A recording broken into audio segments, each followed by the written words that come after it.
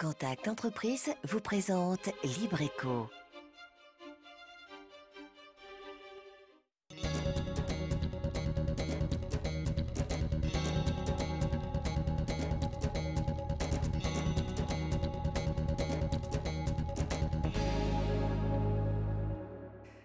Merci d'être fidèle à Libreco et vous ne regretterez pas d'être avec nous ce soir puisque nous parlons d'un sujet qui peut tous nous concerner, les gestes de premier secours ou la prévention incendie peuvent sauver des vies.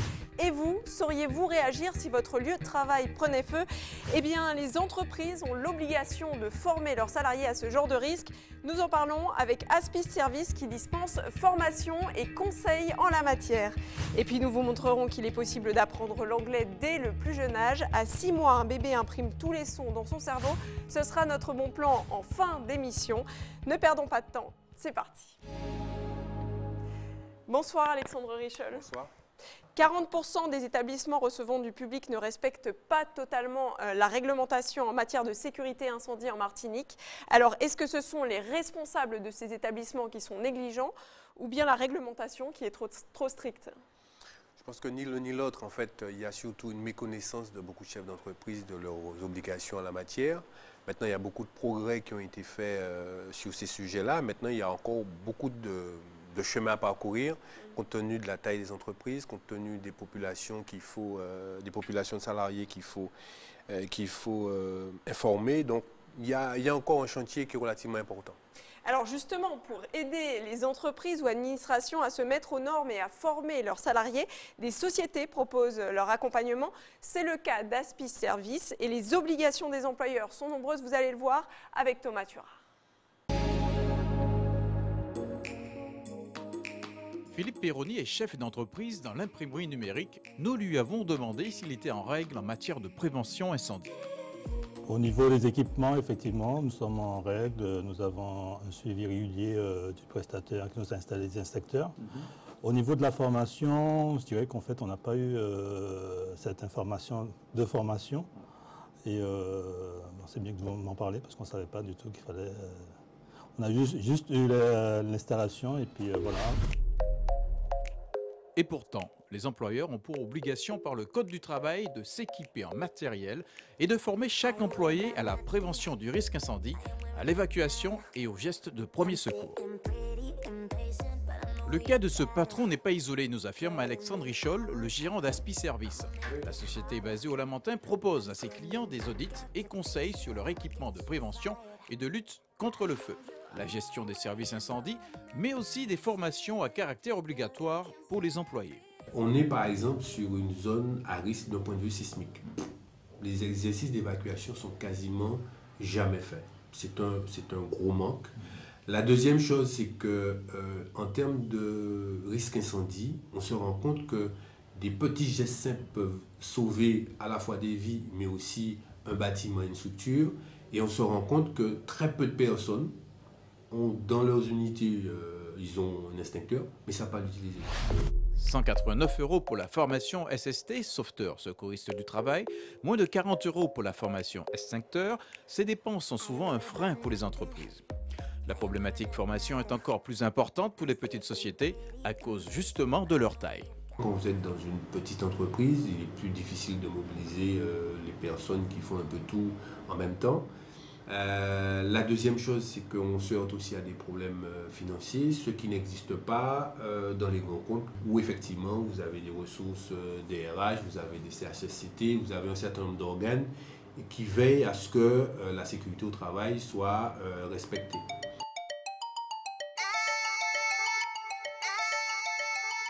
La crèche aux petits carillonneurs a fait le choix de la sécurité pour prévenir les risques que peuvent encourir son public très particulier. Ici, la directrice a fait appel à Aspis Service pour analyser les équipements dont elle dispose. Elle a aussi décidé de former son personnel, un ensemble de prestations qui rassure, mais qui a un coût. La crèche a dû débourser près de 4 000 € pour se mettre à jour. Vous voyez, donc c'est annuel, hein, on est sur une vérification annuelle et ça a été vérifié le 3 octobre 2016, donc on est bon sur cela. C'est vrai que nous devons quand même avoir la confiance des parents qui doivent savoir que toutes les précautions soient prises justement pour assurer la sécurité de leur enfant, aussi bien de l'équipe qui prend en charge leurs enfants. Nous communiquons justement sur ces formations, surtout que les parents sont quand même demandeurs. On est quand même dans un pays à risque. Ils nous demandent aussi pour les différentes formations d'évacuation, comment on évacue en cas de séisme, en cas d'incendie. Voilà, donc en tout cas, ça les rassure. Si les incendies ne représentent qu'un cinquième des interventions des pompiers, le colonel Levif reconnaît qu'il y a des efforts à faire sur le plan de la prévention dans les entreprises. On s'aperçoit, d'après notre pratique, que beaucoup d'entrepreneurs n'ont pas la connaissance exacte des règles de base de la sécurité incendie, ne serait-ce que le nombre d'extincteurs à mettre, leur vérification, la vérification d'installations techniques comme l'électricité, le gaz, les portes, etc. Donc c'est vrai que si un accent était mis sur la formation et la sensibilisation des chefs d'entreprise, on ferait un bond en avant significatif dans la sécurité incendie. Ne soyons pas alarmistes, mais selon le SDIS, 40% des établissements recevant du public, comme les restaurants ou bâtiments publics, ne respectent pas intégralement la réglementation en Martinique. Qui est responsable ?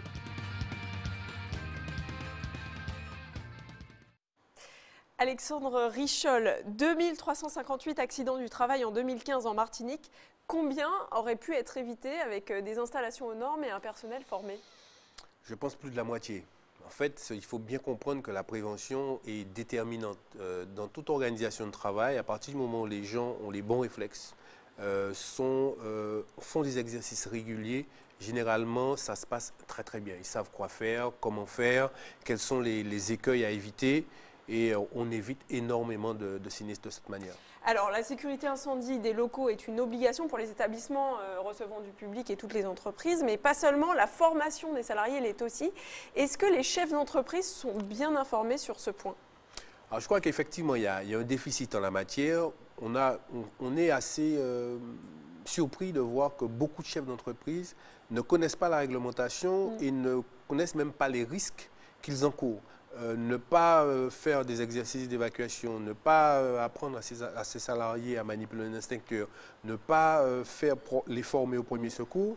Si jamais il y a un accident dans l'organisation de travail, ils peuvent être mis en responsabilité. Donc c'est le chef d'entreprise qui est responsable. Absolument, absolument. Qu'est-ce qu'il risque? Alors, ça dépend. Tant qu'il n'y a pas de mort d'homme, il n'y a pas de blessés, il n'y a pas de plainte, on ne pourra pas dire précisément. Mais je pense qu'il faut passer par là. On ne va pas attendre qu'il y ait un risque majeur pour se dire, tiens, il faut qu'on fasse un certain nombre de choses. On ne va pas attendre qu'il y ait un incendie dans une entreprise. De toute façon, elle aura brûlé. Et le temps qu'il faudra pour la remettre en état, on ne sait pas combien de temps. Et vous avez de l'autre côté des salariés qui peuvent être eux-mêmes je veux dire blessés, et puis ils vont reprendre leur emploi quand? Donc tous ces éléments-là contribuent à ce que les salariés puissent être formés de façon correcte. Ça peut aller quand même jusqu'à la prison s'il y a un accident grave? Absolument, absolument. Il y a eu ça il n'y a pas très longtemps, je crois que ça remonte à 1 an, il y avait un chef d'entreprise qui avait une boîte de nuit et qui avait verrouillé les issues de secours. Eh ben, il y a eu effectivement des morts, ben, elle a été en prison. Alors, justement, pourquoi il n'y a pas de contrôle que ces formations et ces installations soient bien effectuées? Enfin, il y a toujours, avant d'ouvrir un établissement et inspecter, mais une fois qu'il a ouvert... Il faut bien comprendre qu'effectivement, tout le monde a cette petite culture. Bon, j'ai un établissement, je dois mettre combien d'instincteurs? Ben, les instincteurs sont mis, mais personne n'a pas à les utiliser. Il y a les salariés souvent arrivent après, ils ne savent même pas des fois à quoi ressemble un instincteur. Il faut savoir qu'en termes de prévention, les instincteurs sont toujours placés en fonction du risque. Donc, ils ne sont pas placés par hasard. Maintenant, sur la question des contrôles. Les contrôles, ben, disons que c'est malheureusement quand il y a un problème, qu'on se rend compte on se rend compte qu'il y avait quelque chose. Maintenant, il y a des établissements plus denses. Si vous prenez les centres commerciaux, vous prenez un certain nombre d'institutions, les commissions passent régulièrement pour s'assurer que les choses soient respectées. Et ils mettent en place des services sécurité incendie en interne. Ils mettent en place ou ils ne mettent pas. Disons que ça peut se faire. C'est possible. En tout cas, il y a une réglementation là-dessus. Maintenant, là aussi, ça a un coût.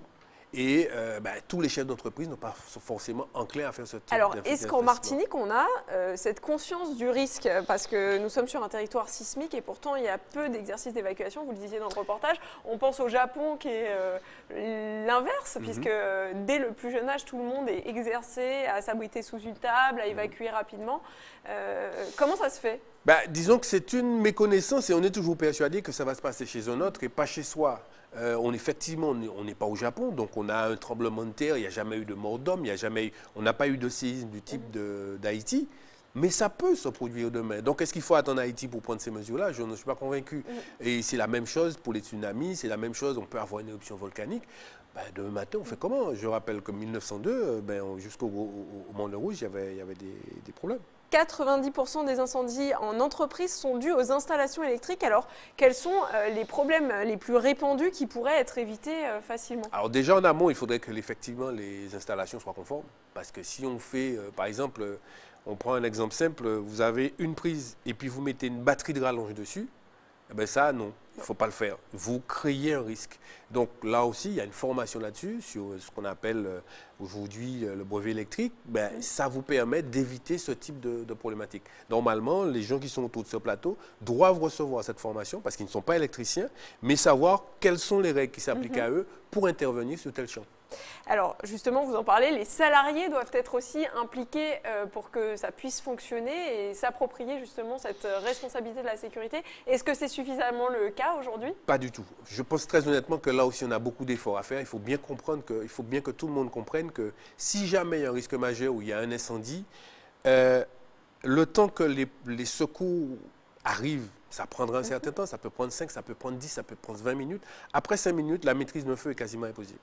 Donc, c'est dans les premiers instants qu'il faut intervenir. Donc, la nécessité pour les salariés d'être présents, d'être impliqués dans l'organisation et de la prévention en matière de sécurité, c'est déterminant pour tout type de sinistre. Alors, c'est le moment d'accueillir Emmanuelle. Elle s'est intéressée ce soir au point de vue des entreprises, des petites entreprises. Bonsoir Emmanuelle. Julie, bonsoir Alexandre Richol. Le saviez-vous, Julie? Chaque année en Martinique, plus de 1800 sinistres, qu'ils soient consécutifs à un accident de travail ou à une maladie professionnelle, sont reconnus et pris en charge par la Direction des risques professionnels de la Caisse générale de sécurité sociale. Alors, ces sinistres entraînent au sein de l'entreprise des arrêts de travail, une baisse de productivité, un coût de fonctionnement. Alors, il faut reconnaître tout de même que ce nombre est en nette diminution en Martinique, moins 25% d'arrêts de travail en 5 ans. Alors, comment expliquer cette baisse? Une réglementation stricte sur la prévention des risques professionnels définis par le Code du travail. Conséquence de quoi? Et c'est là que les sociétés comme Aspis Services rentrent en jeu, des organismes de prévention, de formation sur la prévention des risques professionnels pullulent sur le marché. Alors, ces organismes sont aussi appelés des préventeurs. Il faut savoir tout de même qu'il existe 3 et seulement 3 préventeurs officiels qui ont des missions de service public, c'est-à-dire qui ont un appui de l'État, à savoir l'ARACT, l'Association régionale pour l'amélioration des conditions de travail, la CGSS, la Caisse générale de sécurité sociale, ou encore le CMT, le Centre de médecine du travail. Imaginez un chef d'entreprise, M.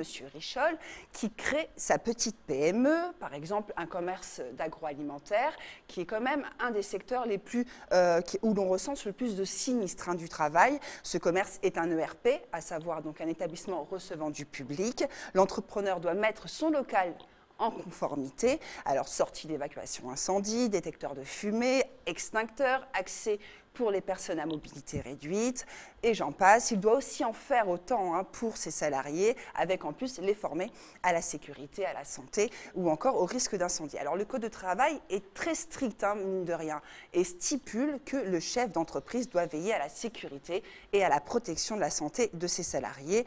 Et depuis 2008, il a une obligation de résultat et non plus de moyens. Qu'est-ce que ça veut dire? Vous en avez parlé tout à l'heure. En cas de sinistre, sa responsabilité pénale et civile est engagée et il encourt même une peine d'amende, voire dans les cas les plus graves, une peine d'emprisonnement.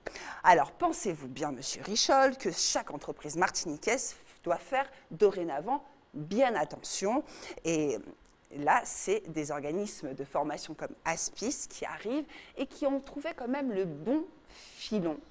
On va dire quand même le filon, car oui, ce sont des organismes privés dont les formations ont un coût et peuvent coûter à l'employeur par salarié entre 120 € jour, et ça peut monter jusqu'à 4 000 € pour une formation de plus de 10 jours pour un sauvetage, pour une formation de sauvetage et de secourisme au travail par exemple.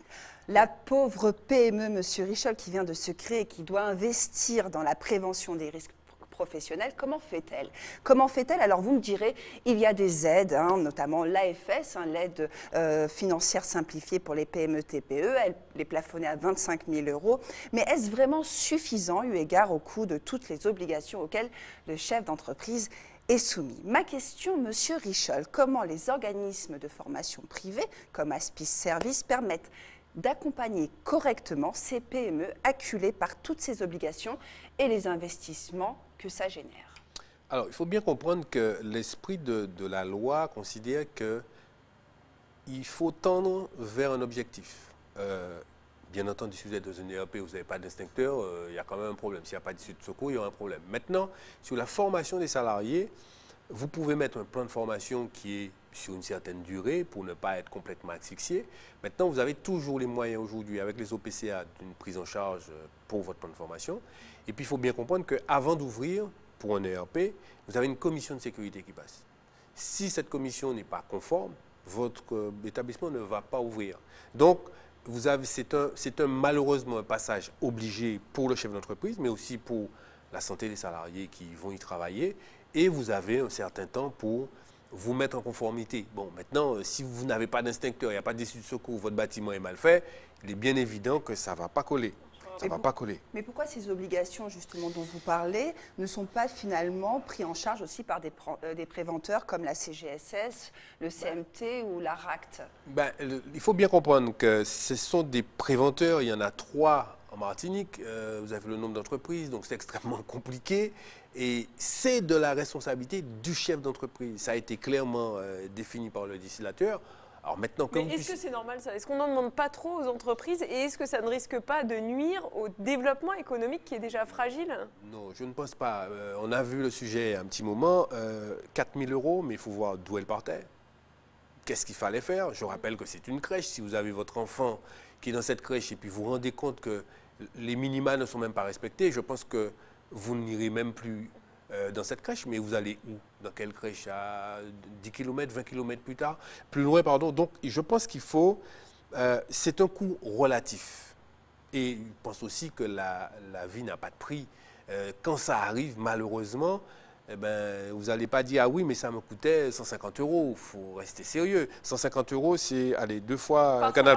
Par salarié. Oui, par salarié, nous sommes bien d'accord. Mais Canal... Plus le coût de la mise aux normes des installations, etc. Non, mais la mise aux normes, c'est encore un autre dispositif. La mise aux normes, normalement, le bâtiment, quand il ouvre, il doit être aux normes. Maintenant, si rien n'est respecté, si vous avez des secours qui sont encombrés, il faut les dégager, on va vous demander ça, vous ne pouvez pas faire ça. Si vous avez des prises électriques dans tous les sens, on va vous dire non, ça vous ne pouvez pas. Il faut former les gens à ça. Si vous n'avez pas d'instincteurs qui sont vérifiés, monsieur, les dates sont dépassées, etc. etc.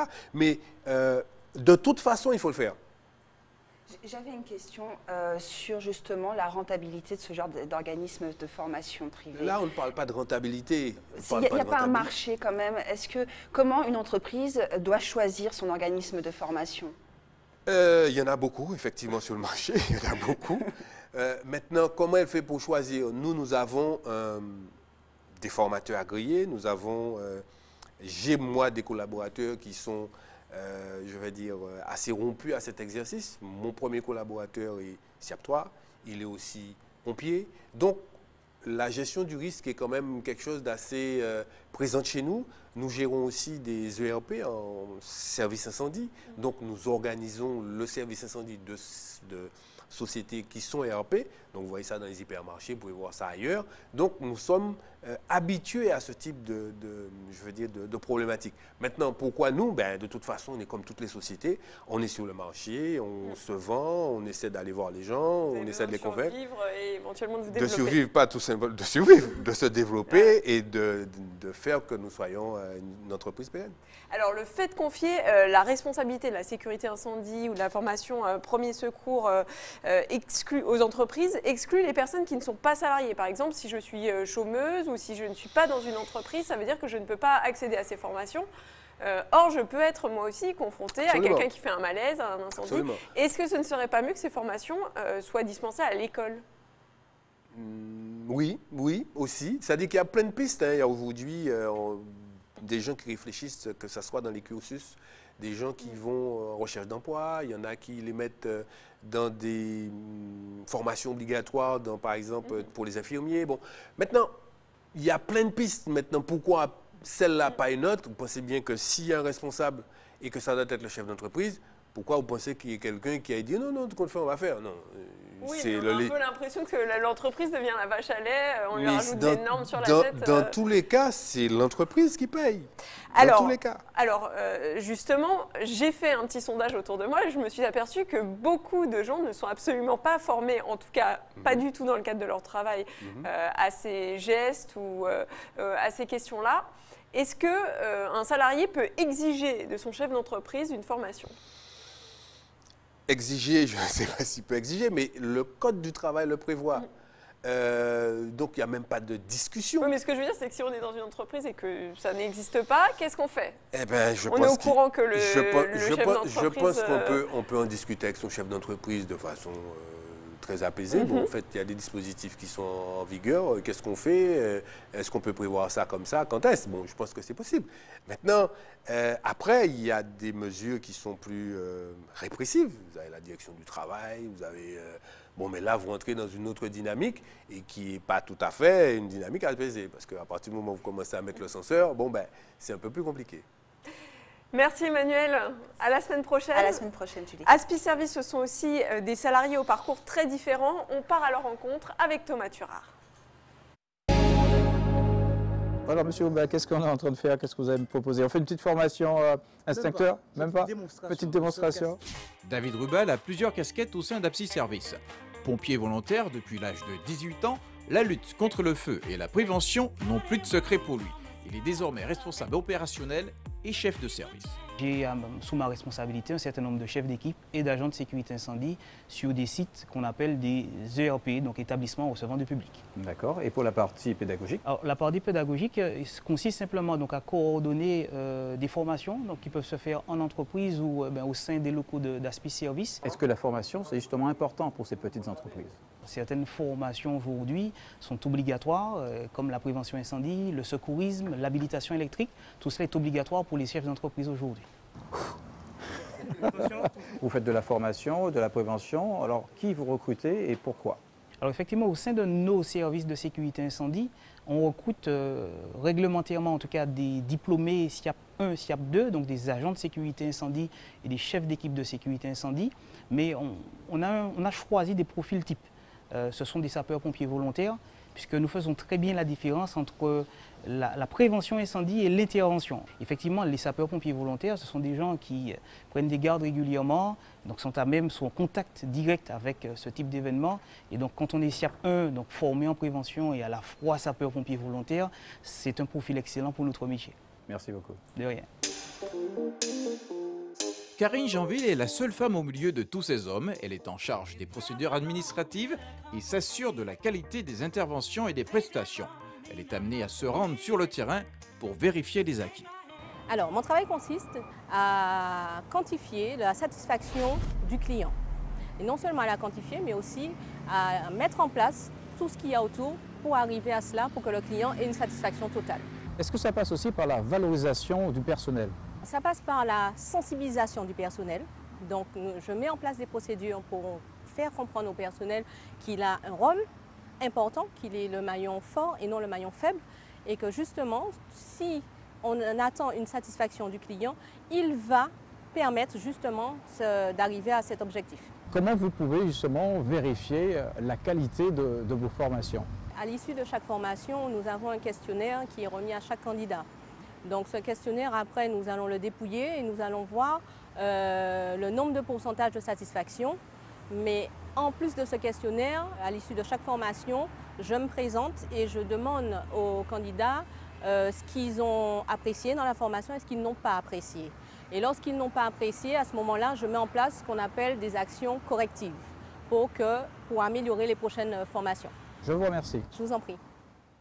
Alexandre Richol, on va passer maintenant à la pratique. Donc ceci est un défibrillateur. On en voit parfois caché derrière une petite vitrine. Ça peut sauver des vies, mais on ne sait encore une fois pas très bien les utiliser. Ça s'utilise en cas d'arrêt cardiaque. Donc première question, à quoi est-ce qu'on reconnaît un arrêt cardiaque? À quel moment faut-il utiliser ce défibrillateur? Alors, il faut être clair. Là aussi, c'est un dispositif automatique. Vous êtes en face de quelqu'un qui ne respire plus, quelqu'un qui n'a pas de pouls, quelqu'un qui n'a pas de battement cardiaque. Vous pouvez effectivement prendre ce dispositif qui est un dispositif automatique. La seule obligation que vous avez, c'est de bien placer les électrodes là où il faut et d'attendre que l'opération se déroule. Donc vous avez une voix qui guide. On va le tester sans la voix, vous allez m'expliquer. Juste une question, donc on doit attendre que la personne soit inconsciente ou on peut commencer avant si on sent que ça ne va pas? Non, disons que ça dépend. Si la personne est inconsciente mais elle respire normalement, elle peut avoir perdu conscience. C'est pas, on ne met pas un électrode sur quelqu'un n'importe comment. Je parle de quelqu'un qui n'a plus de pouls, plus de battement cardiaque et ne respire pas. D'accord. Donc, on est quelqu'un qui est vraiment dans une détresse. Donc, et il faut agir très vite. Très vite. Alors, on va essayer. Donc, j'ouvre cette petite boîte, j'en sors donc ceci. Oui. Donc, vous l'enlevez, vous avez deux électrodes. Alors, il y en a un, donc c'est noté ici. Alors, on va le remettre dans le bon sens parce que sinon, il ne faut pas se tromper. Voilà, donc vous en avez un ici, voilà, un ici que vous mettez là, donc juste ici. Donc sous le cœur. Voilà, juste ici, sous le sein. Les côtes, voilà. Et l'autre qui est sous clavière. De l'autre côté. Voilà. Donc c'est ça qui va créer un choc électrique qui permettra peut-être au cœur de redémarrer. D'accord, donc je ne fais plus rien. Vous n'avez plus rien à faire, c'est le défibrillateur qui va prendre en charge le dispositif et il est complètement automatique. Alors il est bien entendu que vous faites ces premiers gestes, mais vous avez aussi appelé les secours. D'où la nécessité de former les gens au premier secours pour qu'ils puissent savoir quoi faire, comment mettre... Mais on appelle les secours après avoir fait ça. La priorité, c'est ça quand même, c'est d'intervenir. Il faut intervenir, mais de toute façon, si vous avez quelqu'un dans votre entourage qui peut le faire en même temps, c'est très bien. Mais au moins intervenir. Et ça remplace le massage cardiaque? Alors, ça peut remplacer le massage cardiaque. Il n'y a pas besoin de faire un massage cardiaque en plus. Si vous faites ça, c'est déjà très correct. Alors, on va passer à un tout autre sujet, Alexandre Richol. Est-ce que c'est important dans votre secteur de parler anglais? Pour l'instant, non. Mais dans un avenir proche, qui sait, peut-être qu'on va s'attaquer au pays de la Caraïbe, où il y a peut-être beaucoup de choses à faire. Donc, effectivement, l'anglais doit être important. Alors, ça tombe bien. Dans cette perspective, on part tout de suite prendre un cours d'anglais, mais un cours très original. Il s'adresse aux enfants et même aux bébés. Et oui, j'ai bien dit aux bébés, puisque dès 6 mois, un petit enregistre les sons qu'il entend. C'est notre bon plan de la semaine avec Alvin Courcy. Bonjour à tous, cette semaine dans les bons plans, je vais améliorer mon niveau d'anglais. Et pour ça, j'ai besoin de l'aide de Cheryl. Bonjour Cheryl, comment tu vas? Mais non, pas du tout monsieur. Aujourd'hui, c'est les cours pour les petits, pour les tout petits. Pour les tout, d'accord. Ben oui, regardez. Mais elle a quel âge? Ben c'est Thaïs, elle n'a que 7 mois. Et tu donnes des cours d'anglais à des enfants de 7 mois? Oui, elle commence à dire ses premiers mots en anglais. D'accord, très bien. Mais ça tombe plutôt bien parce qu'en fait, moi, mon niveau, c'est un peu le même que celui de Thaïs. Donc si ça ne te dérange pas, je vais m'incruster un petit peu dans le cours. Et puis, je vais essayer d'apprendre un peu. Ça roule? Ok. Ça marche? Ok, on y va. Hello, Thaïs, hello, Thaïs, hello. Non, vous ne rêvez pas. Cheryl propose bien d'apprendre l'anglais à des bébés à partir de 6 mois.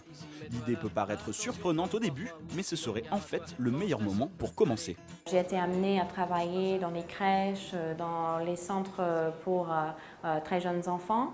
Et j'ai vu qu'il y a très rapidement des résultats, que les enfants de cet âge, donc à partir de 6 mois, sont très réceptifs aux différents sons en anglais. Cette jeune enseignante anglaise est arrivée en France il y a 6 ans et a décidé de s'installer en Martinique en février dernier.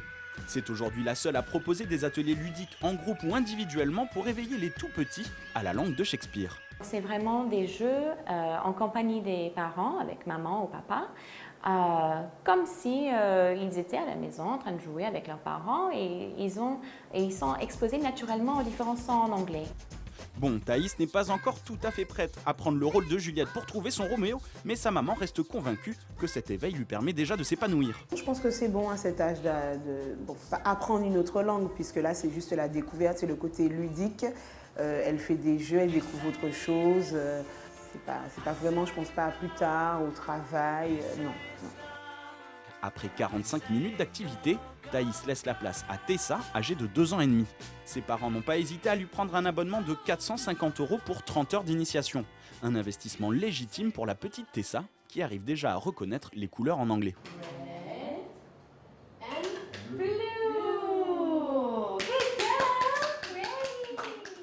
Le fait juste de dire « allez, on y va », des fois on lui dit « go » et elle répond « go », etc. Ou qu'est-ce qu'elle nous dit des fois aussi en anglais, comme « bonjour »,« hello » ou « bye bye », des petits mots. Mais au moins, ça commence déjà à rentrer. Donc, on est dans une société où on parle de plus en plus anglais et qu'il faut justement avoir, comme disait mon époux, ce bagage-là. Classés au 37e rang mondial dans l'apprentissage de l'anglais, les Français et surtout les Martiniquais entourés d'îles anglophones doivent encore faire beaucoup de progrès pour s'améliorer. Mais après 1 heure de pratique et de chansons en tout genre, j'ai moi-même déjà beaucoup progressé. Thanks a lot, Cheryl, and see you next week. Since the beginning of the year, Cheryl already has 30 students and she's hoping to have up to 100 by the end of the year to open more centers here in Martinique. So for me, I'm going to tell you, see you next week. Ciao. Comme quoi, les cours d'anglais, c'est bien pour les petits, mais aussi pour les grands. Merci Alexandre Richol d'avoir été avec nous. Merci pour cette formation accélérée. Maintenant, je pourrai intervenir en cas de problème. Faites la formation, faites la formation. Avant de vous quitter, je vous laisse découvrir l'agenda Contact Entreprise de cette semaine. Contact Entreprise organise les ateliers du Rhum et de la Canne les 17 et 18 novembre au Château La Favorite. Toutes les informations et inscriptions sur le Facebook Atelier du Rhum et de la Canne.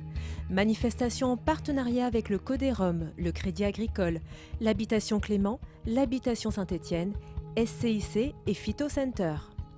Vendredi 2 décembre, Contact Entreprise reçoit Nicolas Bétou dans un grand forum sur le thème « Les grands enjeux du prochain quinquennat », 18h à l'IMS. Conférence gratuite et ouverte à tous sur inscription préalable à info@contact-entreprise.com. Libreco se termine, mais on se retrouve sans faute mercredi prochain à 20h. On parlera des petites entreprises avec la FTPE, la Fédération des très petites entreprises, qui se propose de les accompagner dans leur développement. Voilà, c'est à ne pas manquer. Tout de suite, retrouvez votre série Madame Secrétari. Passez une excellente soirée sur ATV.